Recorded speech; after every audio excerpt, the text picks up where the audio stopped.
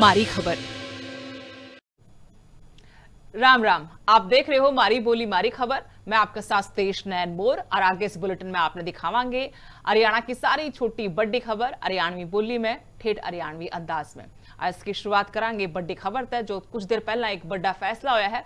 हरियाणा के सारे स्कूलों में गर्मी की छुट्टियां का ऐलान कर दिया गया है। शिक्षा विभाग की बैठक में आज जो फैसला होया है, सीएम नायब सिंह सैनी की अध्यक्षता में बैठक हुई थी और फैसला होया है कि 25 मई से 30 जून तक ग्रीष्मकालीन अवकाश रहेगा। हरियाणा में शिक्षा मंत्री महिपाल डांडा अध्यापक के मोबाइल इस्तेमाल पर सख्त नजर आए। कहा कि सरकारी स्कूलों में अध्यापक क्लास दौरान मोबाइल इस्तेमाल ना कर सकेंगे। स्कूली पाठ्यक्रम में श्रमदान भी शामिल किया जाएगा। ये बड़े फैसले आज की इस बैठक में लिए गए हैं। एक तो अध्यापक किसी भी तरह क्लास में बैठ के मोबाइल का इस्तेमाल नहीं करेगा। श्रमदान भी इसमें शामिल किया जाएगा जो पाठ्यक्रम है। साथ में जो बड़ा फैसला है गर्मी की छुट्टियां का 25 मई से 30 जून तक हरियाणा के सारे स्कूलों में गर्मी की छुट्टी रहेगी। इस बार गर्मी भी घनी पड़ रही है और 25 मई तक नौतपा भी शुरू हो जाएगा।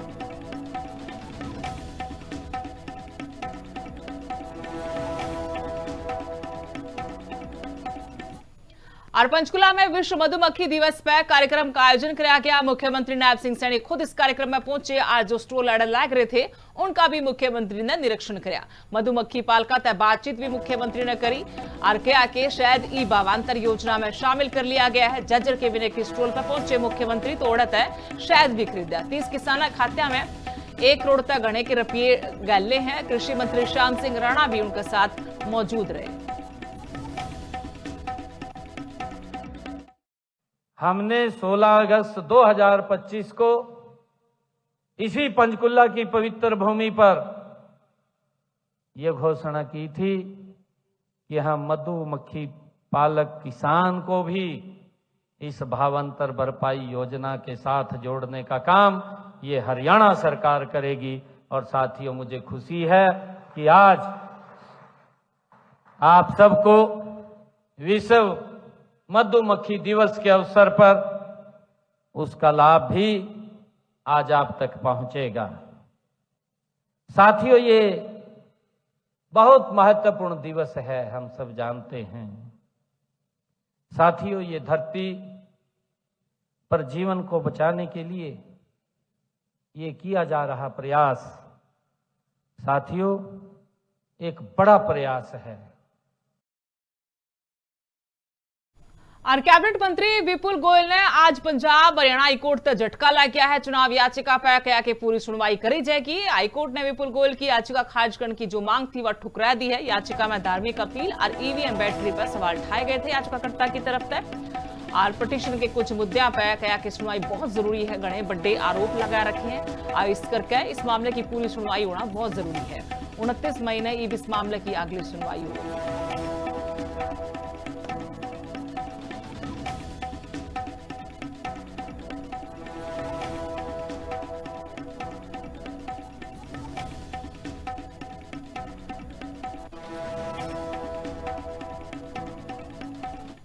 अरोड़े प्रदेश भर में कांग्रेस अल्लाह बोल कर रही है। महंगाई के खिलाफ धरना प्रदर्शन किया गया। एक बार फिर तय बढ़ती और पेट्रोल डीजल के जो दाम बढ़ रहे हैं उन्हें लेकर रोष जताया।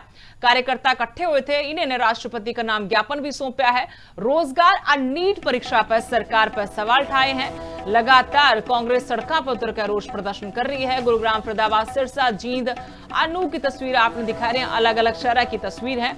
जरा कांग्रेस की तरफ से महंगाई का मुद्दा हो चाहे नीट पेपर लीक का मामला हो, इन मामला उठाकर सड़कों पर नारेबाजी करी, सरकार पर गणे बड़े आरोप लगाए। कांग्रेस का यो अल्लाह बोल 5 तस्वीरें में आपने दिखा रहे हैं। गुरुग्राम, फरीदाबाद, सिरसा, नू और जींद की तस्वीर है।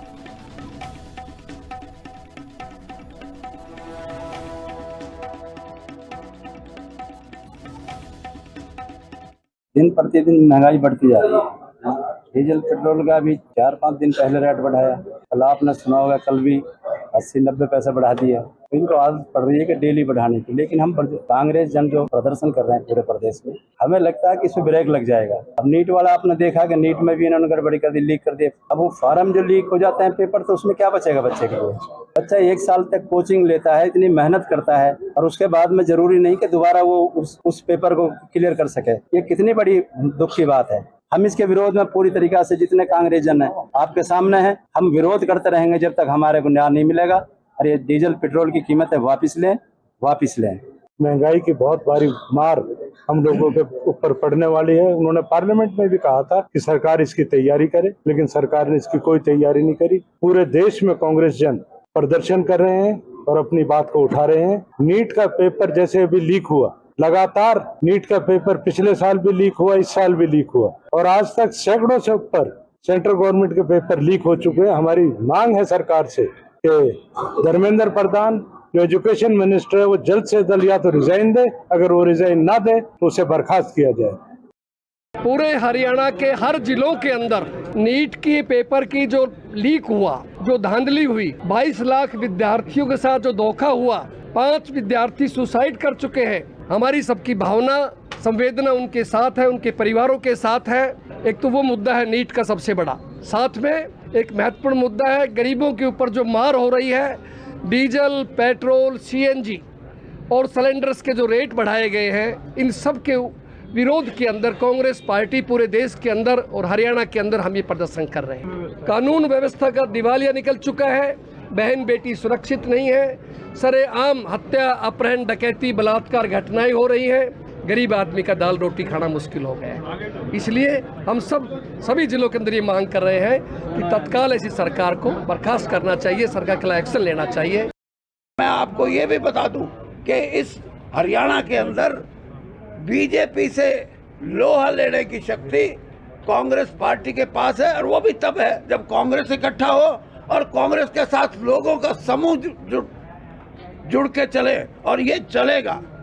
मैं इसलिए आपको कहता हूँ, नरेंद्र जी जो हैं, इन्होंने जब से कार्यभार संभाला है कुछ तो संगठन की रचना हुई है, और जल्द में ही हमारे पूरे विधानसभा सत्र की और ब्लॉक सत्र की समितियां भी गठित होंगी, और इसके माध्यम से कम 40,000 कांग्रेस के कार्यकर्ताओं को कुछ ना कुछ किसी न किसी रूप में कांग्रेस के लिए, लोगों के लिए काम करने का मौका मिलेगा और एक संगठित कांग्रेस बन के आएगी।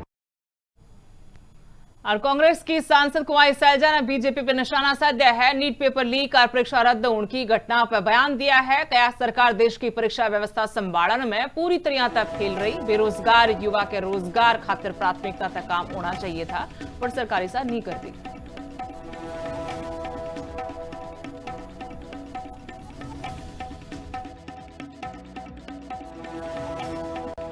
परीक्षा रद्द हुई, उससे पहले क्या हुआ, कैसे लीक हुआ, सरकार का इंतजाम क्या था, क्यों नहीं बच्चों के बारे में आपने सोचा, बच्चों के भविष्य के बारे में सोचा? क्या कारण है कि इसी सरकार के नीचे इस तरह से लीक होते हैं, बार बार होते हैं? पहले तो हरियाणा बन रहा था लीक कैपिटल, अब पूरा देश ही हो रहा है।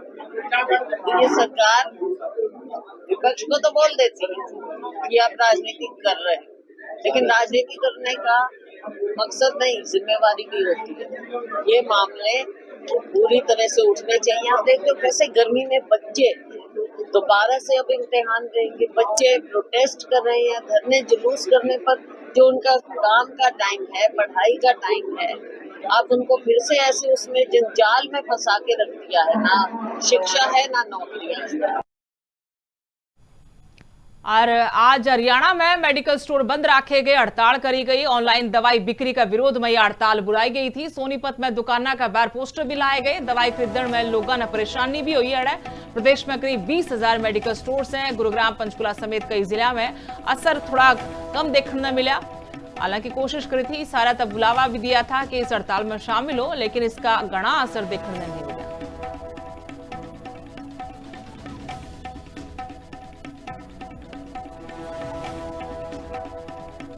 तो तस्वीर आपने दिखा ना फतेहाबाद, करनाल, सोनीपत की, जड़े मेडिकल स्टोर संचालक इकट्ठे हुए नारेबाजी भी करी और अपनी मांग उठाई है। इनका विरोध खासतौर पर ऑनलाइन दवा बिक्री को न लेकर है।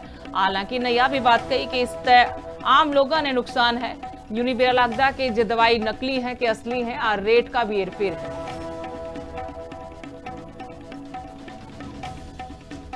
हमारा विरोध सिर्फ और सिर्फ इस गलत नीति को लेके है कि जो हमारा केमिस्ट है, हर तरह से अपने रूल एंड रेगुलेशंस पे मेडिसिन बेचता है, उसकी गुणवत्ता ठीक रहे और सब कुछ उसकी स्टोरेज वगैरह प्रॉपर रखता है। पर ऑनलाइन फार्मेसी में जो सप्लाई होती है उसकी चेन को प्रॉपर मेंटेन नहीं करा जाता। लाइक कोल्ड स्टोरेज हो गया या उसकी स्टोरेज है, उसकी कोई मेंटेनेंस नहीं हो पाती, तो उससे आम जनता को परेशानी होती है। कई गलत तरह की मेडिसिन आम जनता को सप्लाई कर दी जाती है।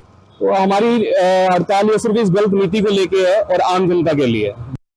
हमारी मांग यही है कि जो ऑनलाइन ट्रेडिंग हो रही है उसको बंद किया जाए, जिससे छोटे केमिस्टों को राहत मिले, और जो कस्टमर्स को दवाइयाँ मिल रही हैं उनकी गुणवत्ता का नहीं पता, उनकी प्रेस्क्रिप्शन वैलिड नहीं है और उनके जीवन से खिलवाड़ हो रहा है। आज देश में करोड़ों रुपयों की दवाइयाँ रोज नकली बरामद हो रही हैं। सरकार के संज्ञान में सारी बातें हैं और एक कानून जो कोरोना काल में सरकार ने लगाया था होम डिलीवरी का, उसको आज तक कोरोना को गए इतने साल हो गए हैं, वो कानून वापस नहीं लिया है। और जी हम जिसकी वजह से ब्लिंकिट जैसे प्लेयर्स अब दवाइयाँ डायरेक्ट सप्लाई कर रहे हैं, ना उनके पास फार्मासिस्ट है, ना कोई क्वालिफाइड पर्सन है। अगर सरकार हमारी बातों को नहीं मानेगी तो हम हो सकता है हमको इंडेफिनिट स्ट्राइक पर जाना पड़े। हम अपने व्यापारियों के हित में हमेशा खड़े रहेंगे और आगे भी इस लड़ाई को जारी रखेंगे।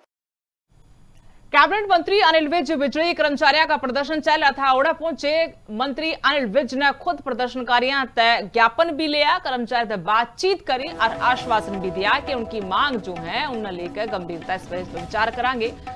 और सीधे उनके धरना में पहुंच गए थे कैबिनेट मंत्री अनिल विज, सीधा बातचीत भी करी और जो उनका मांगा का ज्ञापन था वो भी लिया।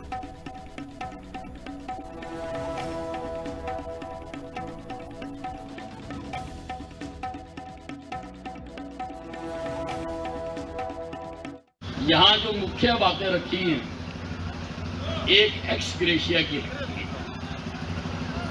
उसमें कहा है कि 5-7 साथी काम करते हुए उन्होंने अपनी जिंदगी दे दी, लेकिन उनको एक्स ग्रेशिया इसलिए नहीं मिल रहा क्योंकि एक्स ग्रेशिया की कंडीशन है 5 साल, पहले 5 साल। तो मैं कोशिश करूंगा, मैंने पुलिस में भी करवाई थी कि मैं इसको 5 को घटाकर 2 साल कर। और हरियाणा में खूब गर्मी पड़ रही है, सारे रिकॉर्ड तोड़ दिए गर्मी ने। की बार पहली बार लू का ऑरेंज अलर्ट भी जारी हुआ है। पीपली जू में जो जानवर खातर कूलर और फवारे लगाए गए थे।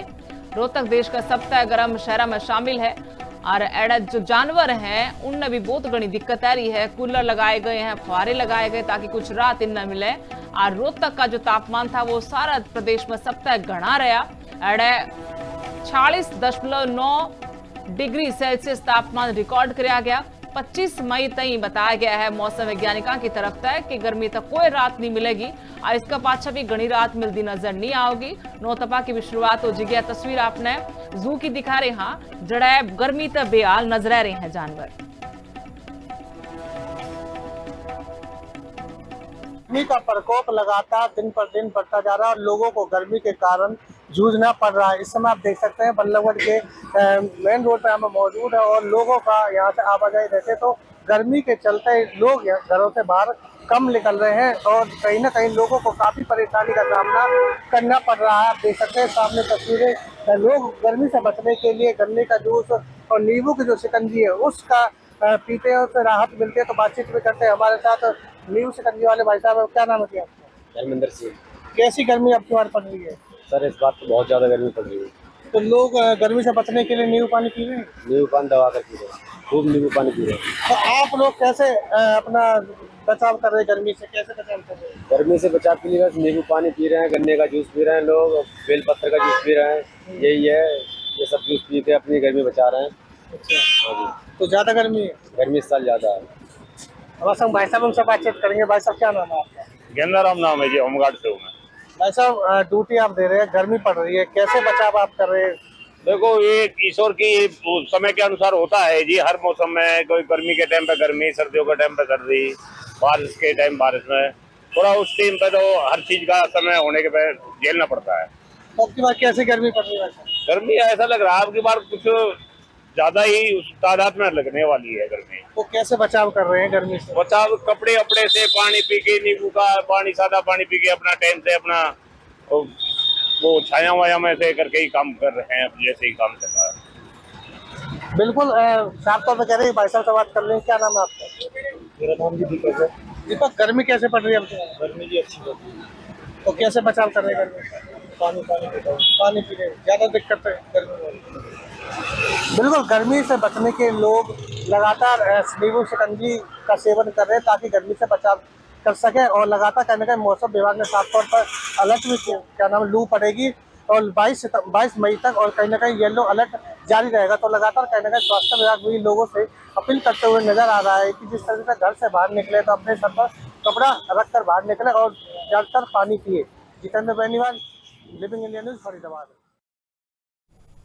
आनू तो एक बड़ी खबर है, जड़ा एक युवती ने गैंगरेप होने पाछे सुसाइड कर लिया है। गांव के छोरिया पे आरोप लग गया है, छोरे घर में घुस गए और उसके साथ हैवानियत करी, अश्लील फोटो वीडियो रिकॉर्ड कर लिया, फिर ब्लैकमेल करने की कोशिश करी। पुलिस मामले की जांच में जुट रही है और ये बड़ा बड़ा मामला, इस पर खूब आगे सवाल भी उठ रहे हैं कि घर में भी बेटी बहू सुरक्षित नहीं है।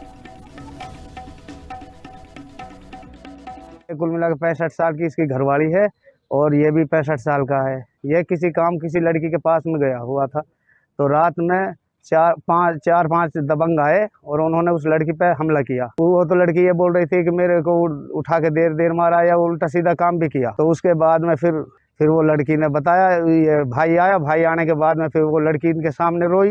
रोने के बाद में फिर इन्होंने हमें बुलाया। बुलाने के बाद में ये बोला कि भाई ऐसे ऐसे हो गई। कोठी पे से इंदाना कोठी पे से किसान हॉस्पिटल से वहाँ भाग के गए, उस लड़की को लेकर आए, फिर हमें 112 पे फ़ोन किया, फिर पुलिस आई। पुलिस आने के बाद में फिर उस लड़की ने बयान दिए अपने। ये घटना हमारे साथ हुई थी। मेरे 6 लड़कियाँ जी, लड़का है नहीं जी। मैं गया हूँ बाहर, पीछे से मुँह को देख के मेरे घर में बढ़ गए, मेरी लड़की के साथ में खरोजे को दबंग आदमी है, वो 5 लोग लड़की के साथ बुरा भला करा है।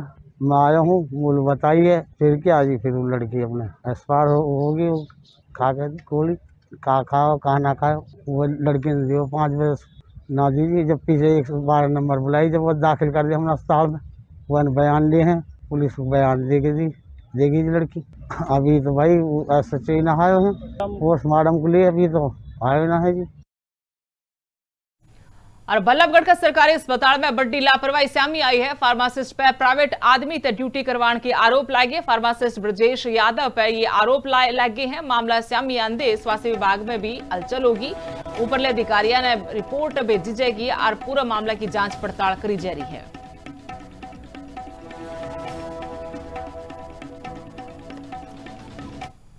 दो लोग हैं हरियाणा गवर्नमेंट की तरफ से और स्टूडेंट जो आते हैं वो हरियाणा गवर्नमेंट के हैं। अच्छा, कौन कौन क्या क्या नाम है उनके? सीमा मैडम है जो CCL पे हैं अभी, हाँ, 1 महीने की CCL पे हैं, और ब्रजेश यादव है जो अभी यहाँ पे इंचार्ज है। ये तो ऐसे सर बता पाएंगे कि यहाँ तक क्यों नहीं आते हैं। तो इसको देवेश को किसने, ब्रजेश नहीं रखा है? हाँ सर। तो कोई सैलरी वगैरह दे रहे हैं इनको? ये तो सर वो ही जाने।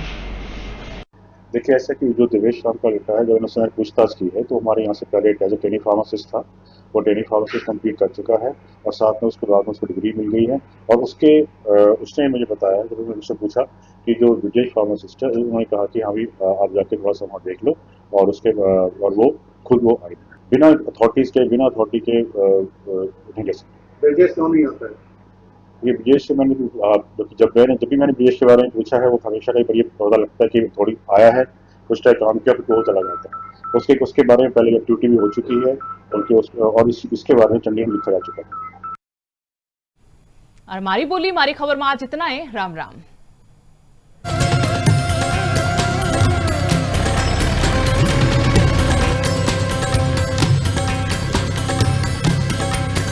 हमारी बोली हमारी खबर।